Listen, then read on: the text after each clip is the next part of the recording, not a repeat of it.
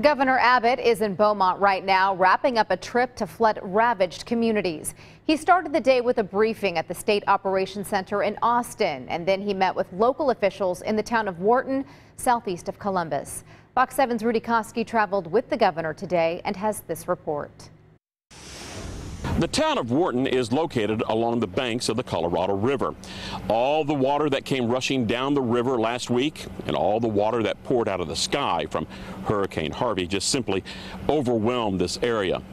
This visit by Governor Abbott is an opportunity to let the people who live here know that they're not being forgotten. A blue sky replaced the dark clouds that a week ago hung over the Wharton County Courthouse. Now, with floodwaters still receding and cleanup just getting underway, Tuesday afternoon, Governor Greg Abbott arrived in the town of Wharton to talk about recovery efforts. I have one goal, and that is to help each of you county judges and mayors succeed. The governor was joined by Lieutenant Governor Dan Patrick and several other state lawmakers. After the briefing, Abbott and Patrick promised a long-term commitment from the state to flood-ravaged rural areas like Wharton County. One thing that we talked about was the imperative of having a close, collaborative working relationship, sharing information, treating this disaster as a new model, a new paradigm of expediting it, of speed, of recovery. Paying for some of the recovery could involve tapping into the rainy day fund, which Lieutenant Governor Patrick said will not require a special session to do. I know it's been tough, a lot of flooding in the last 3 years in this area. We're doing everything we can to help. It's estimated that almost 80% of the town of Wharton flooded.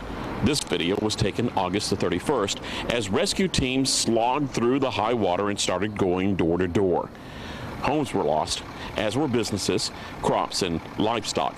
But no lives were lost, and neither was hope. A sign of that was all the activity going on at Cassandra Baldwin's home. It's definitely bringing people closer. Like I said, I mean, there's a lot of people here that I haven't even never laid eyes on, and they're here. You see the guys, they're working. They just came in, no one's complaining. They're just coming in and asking what can they do to help, and it really means a lot to me. The young men who came to her aid are members of a basketball team from a Houston high school.